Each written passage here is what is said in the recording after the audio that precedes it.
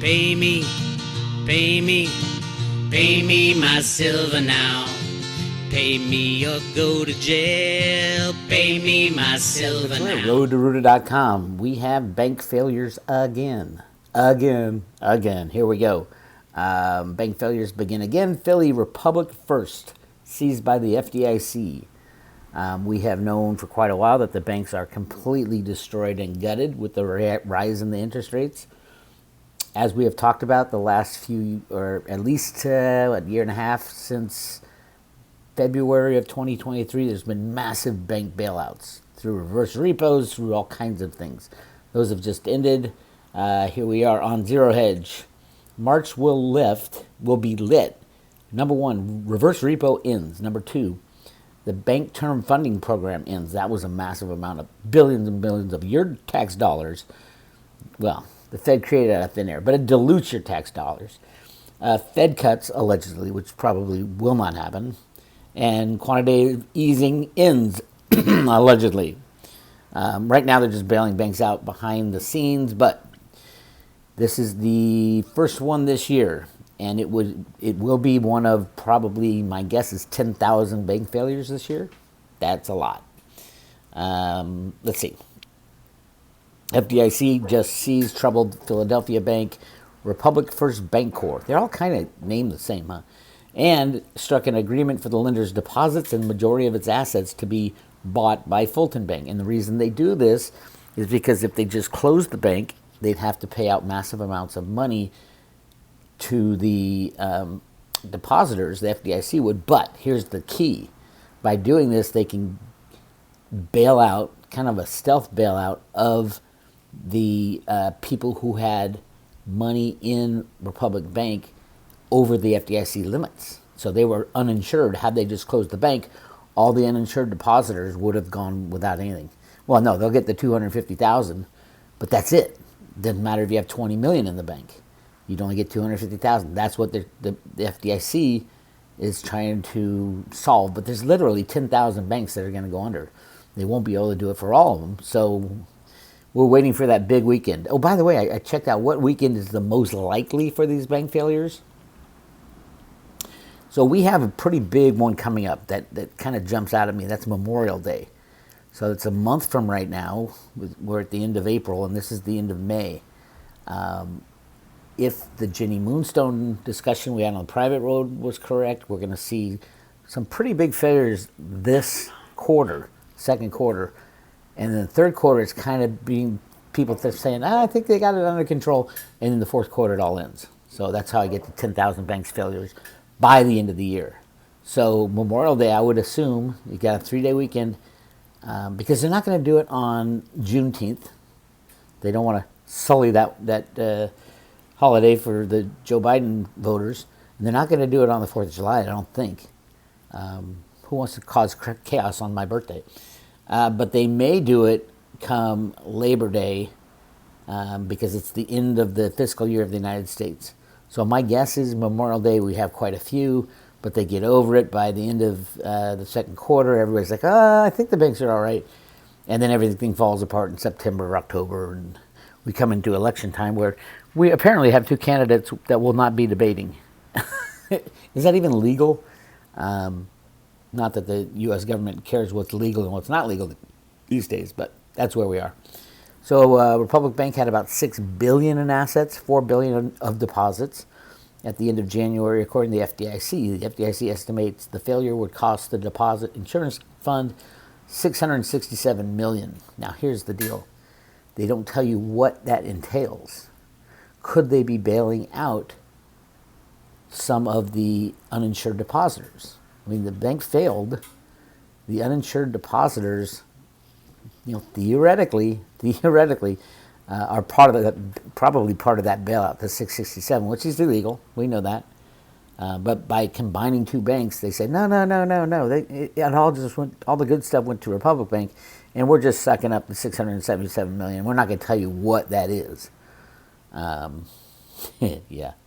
Around half of its deposits were uninsured at the end of 2023. Wow.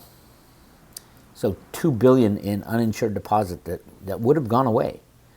If you have over $250,000 in your bank, you are uninsured.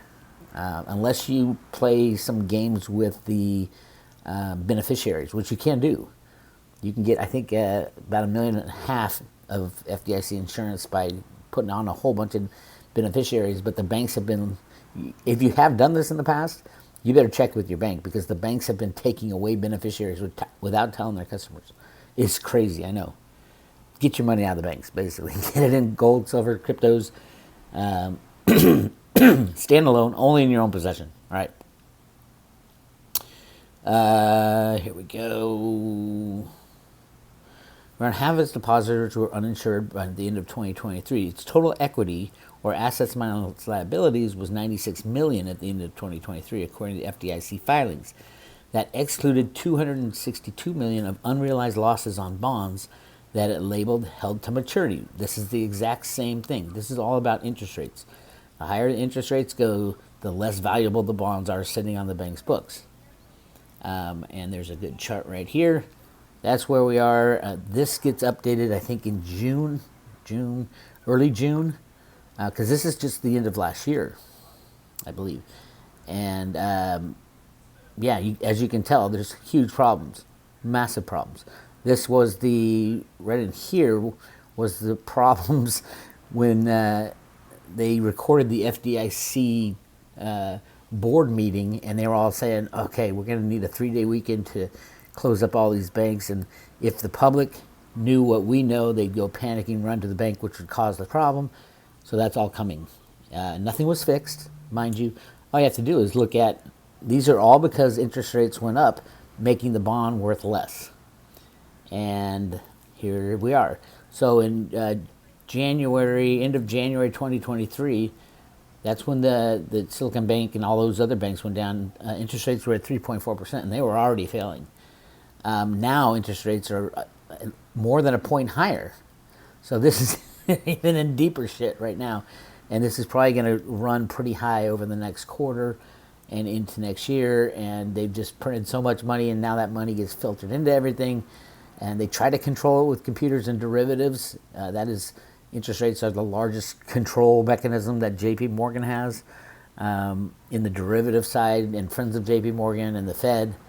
So this is not good for the banks. And all that will come out in early June. But I think we're starting to see the cracks already. Remember, all these banks are insolvent. The question is, which ones are they going to let go first? Which is really interesting that they let this one go. And there will be a lot more. So hang on to your hats. So I think there'll be a big rush to close up a bunch of these banks on the 3-day weekend coming up in about a month. So I would expect little trickles, and then that weekend, there'll be some stress beforehand, but nothing will be closed up that weekend. Probably, my guess is 10 to 20 banks. They'll try to merge together. I know, it's insane. It is absolutely crazy. All right, where else are we? Interesting article here in the Wall Street Journal. Nobody really talked about it. Trump allies draw up plans to blunt Fed's independence. So the Trump gang is planning to get in the White House, obviously, and they plan to shake up the Fed, which is really interesting because the Fed has been, hey, keep your hands off the Fed, but everybody knows it's been politicized and weaponized against the people of the United States, truthfully. And I don't speak in. I've done more research on the Fed than a lot of people I know. I mean, there's normal schmoes, obviously, but that's where the Road to Ruta documents came from, the Federal Reserve Bank. The Fed is ready to fall on the sword. They're ready to close up shop and be merged into the U.S. Treasury when the banks go down. So we're going to start fresh, and there are great people within the Fed. Don't get me wrong. There's a few of the top echelon who are absolutely anti-American, but it's hard to tell who's who now. Jerome Powell was put there because he's an expert on derivatives that he took from Bank of New York, I think, or Bankers Trust back in the 90s, and gave them all to Deutsche Bank. That's why Deutsche Bank imploded. But Jerome Powell was the guy in charge of that transition in the 90s, and that's why they put him as head of the Fed, because it's all about derivatives now. 100% control is about derivatives, as well as the destruction of the system is about derivatives. 2 to 3 quadrillion right now. So Donald Trump's allies are quietly drafting proposals that would attempt to erode the Federal Reserve's independence if the former president wins a second term. Oh, by the way, they just announced that Biden has the lowest ratings of any president in the history of our country. And he can't even speak. It's kind of mean, if you ask me. It's just, the question is, I don't think they'll probably take Biden out before the election. They'll try to throw some insane person in, like Michael Obama or someone like that. I mean, excuse me, Michelle Obama. Those of you who've done the research there, it's kind of scary. It's kind of the same thing they did with Zelensky over in the Ukraine. You take an insane leftist actor and you make him the president of the Ukraine. Insane. And then how many billions have we just given them again? That's your tax money. So you are working 9 to 5, 50 hours a week, 60, 70 hours a week just to make ends meet. They take taxes and they give it to a cross-dressing freak who uses it to buy houses and resorts and pretend that he's trying to fight a war that is a deep state war, is what it really is. Yeah, it's all screwed up. But I think it's all falling apart also. All right, but here, so yes, definitely buy silver. The banks are going to crash. You got to buy physical silver in your own possession. Contact Andy Scheckman if you want the real thing, or go to your local coin shop first. You got to make those relationships with your local coin shop, back up the truck. Yes, they could put the price of silver to minus $40 like they did with oil. It's easy. It's a click of a mouse. But it doesn't mean you'll have physical silver in your pocket. We will go to unobtainium, as Cliff High calls it, where you can't buy silver at any amount as the bankers crash. All right. But this is really interesting. So Nvidia, which is the AI darling, they make the fast GPU chips that all the AI guys need to implement their AI. ChatGPT and then Elon Musk stuff.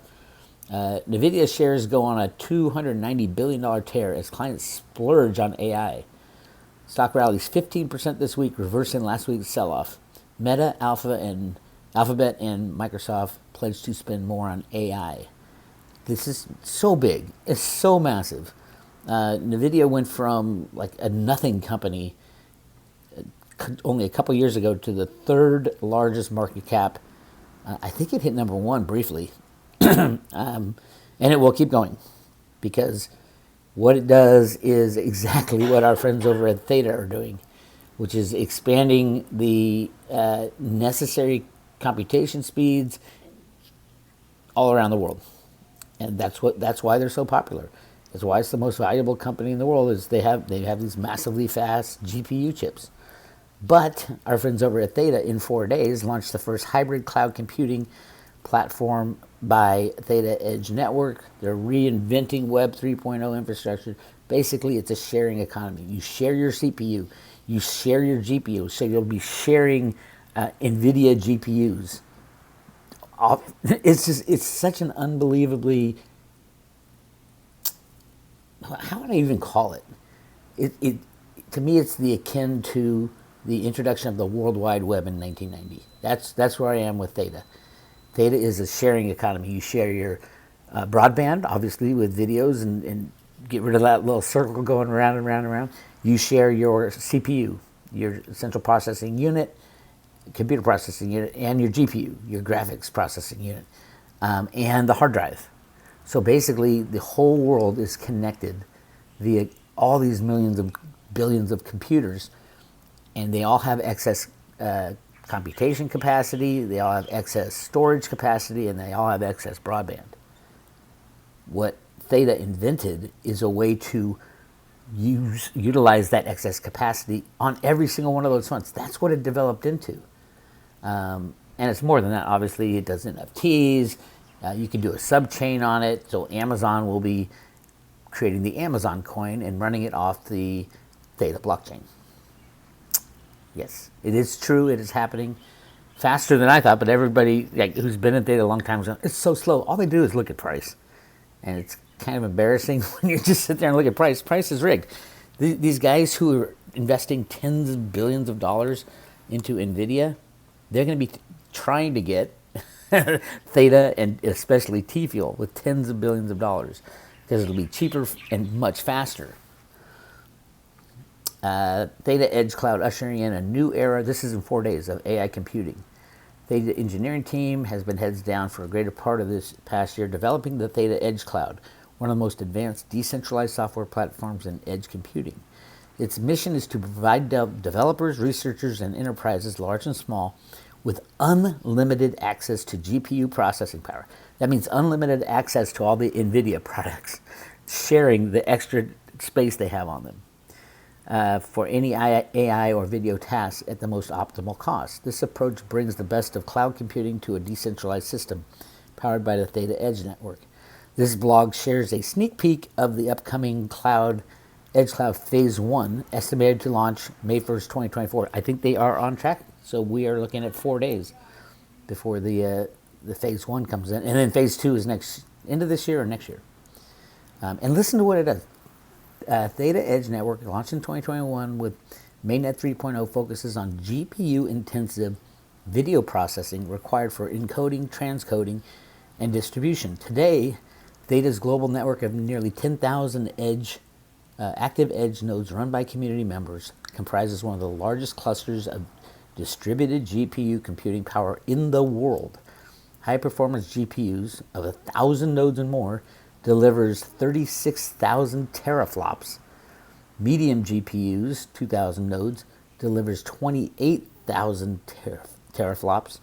And low-end GPUs, 7,000 nodes, deliver additional 13,000 teraflops for a total of approximately 77,538 teraflops, or about 80 petaflops. This is just insane. Roughly equivalent to 250 Nvidia A100s. Always being available. And that's massive amount of computation capacity. Petaflop. Look it up. Look up what a petaflop is. It's one with a hell of a lot of zeros after it. How fast are these things? This is the future, like I said. So it is all happening, and Nvidia literally went from a tiny company to, what are they at right now? Let's take a look. That's not it. $2.1 trillion and climbing. $2.1 trillion market cap in Nvidia. And truthfully, Theta makes Nvidia much better. It is a complement to that. And the market cap of Theta is nowhere near that. So when the tech companies, AI, Apple, Microsoft, Alphabet, Elon, start figuring out, oh my God, Theta can do what Nvidia does, they're going to be running the Theta, and it's going to get really ugly. So just hang on to your Theta, buy as much as you can. We do have a Theta page at the private road to Roto-Rooter, teaches you how to buy, store, and stake it. We've had it there since Theta was 10 cents, 5 cents, and those people who invested in it early obviously will do the best. Those people, it's still early in my opinion. None of these guys really are talking about it, although Google has teamed up with Theta to do exactly that. Google knows. Google is a validator on the Theta network. So, yeah, this is big. This is bigger than any other crypto by far. Way bigger than what Bitcoin's doing. I mean it. I'm not kidding. You don't see it in the price, obviously, but you will. All right. Also, by the way, just this released on March 4th, of last month, Edge Cloud for Mobile unleashing AI computing on 3.9 billion Android devices. Yes, the Theta technology is a software download. So companies like Samsung, for example, who makes the Android phone, can update every single phone they have with a Theta Edge node at some point. This is coming. I believe this is the end of this year or next year. I don't know if they say it. Edge Cloud and 10,000 active edge nodes around the world are the backbone of what allows Theta to deliver fast, cost-effective compute work for AI and video applications over a decentralized network. As the Theta engineering team continues its core development of Edge Cloud for the first release on May 1st, a separate and parallel R&D track is underway to launch a pilot of the Theta Edge node for mobile and Android devices in the next few months. Oh, it's happening in the next few months. The goal of its initial pilot is to test the feasibility of leveraging up to 3.9 billion active Google Android devices for certain types of AI computation workloads. Android today accounts for 70% of the mobile operating systems market share across 190 nations. Provides an ideal platform to evaluate mobile CPU, GPU capabilities. It also sets up the opportunity to target over 150 million active Android TVs. So they're gonna be downloading. This is just insane. The Theta Edge node on smart TVs. I've been talking about this for a very long time. And so you'll be watching TV, and in the entire time you'll be sharing excess capacity and earning T-fuel because you're watching TV. or if your TV's plugged in, I think it can run in the background. It is insane, I know. Theta is taking over the world. There's no reason to own any other crypto, in my opinion. But we all own a little bit. Maybe some Veritasium, because yes, a lot of what Theta does is in violation of Reggie's patent. Depending on what happens to Reggie's patent fight with Coinbase. But Reggie has said many times that he does not want to slow down or stop cryptos. It's the exact opposite. The SEC took him out of cryptos because they knew how important what he invented was. Peer-to-peer transactions, peer-to-peer capital markets, not peer-to-peer transactions, peer-to-peer capital markets is basically the all-encompassing of what Reggie's patent covers. So anything outside like a native blockchain. So yes, the Lightning Network is outside the native blockchain. It facilitates peer-to-peer capital transactions. That's what Reggie invented, and just because the U.S. government tried to, throw him in jail and stole all his money and destroyed his life, doesn't mean that patent went away. As a matter of fact, it was granted to him after they destroyed his life.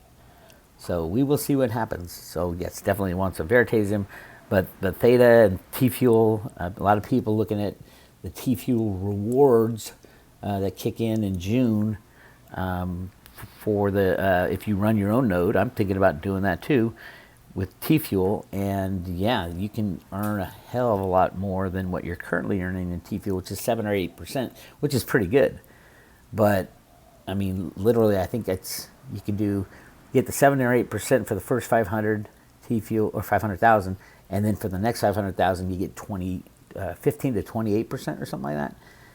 Averages maybe somewhere 15 to 20% return, meaning you get new T-Fuel, and that's not T-Fuel that comes from the pool of T-Fuel. It will be T-Fuel paid for by the people using that AI system, the edge cloud and all that. So really interesting stuff. So much going on. Just buy it and put it away in your vault with your silver, and you'll be just fine. So that's what I got for you today. We are looking at, we're still giving away 5 Theta, 50 T-Fuel, and 500 T-Drop on paper wallets mailed to your front door. You don't even have to know how to use cryptos, and you just shove it in your safe with your silver, and pull it out in a couple years and see what it looks like. Some of them don't work out. I'm the first to tell you, a lot of the early cryptos didn't work out, at least yet. I don't know if anybody has completely shut the door, but they're not trading anywhere. But some have, absolutely. Obviously, Theta has worked out for a lot of people. I was giving away, I think it was 100 Theta, 1,000 T-Fuel, and it was huge back in the day because they weren't worth as much as they are now. I was giving away 0.1 Bitcoin in the early days because it was like $20 at the time. And now, 0.1 Bitcoin for Road to Rooter members who have that, one of those first giveaways, that's what, almost $7,000 with that one paper wallet mailed to your front door because you joined the private Road to Rooter. So go check it out. Go to roadtoroot.com. Make sure you put your name and email address in on the left. You get the free updates. And then click on subscribe today to check out the giveaway for a 1-year private road membership. This is Bix Weir. I'll talk to you later.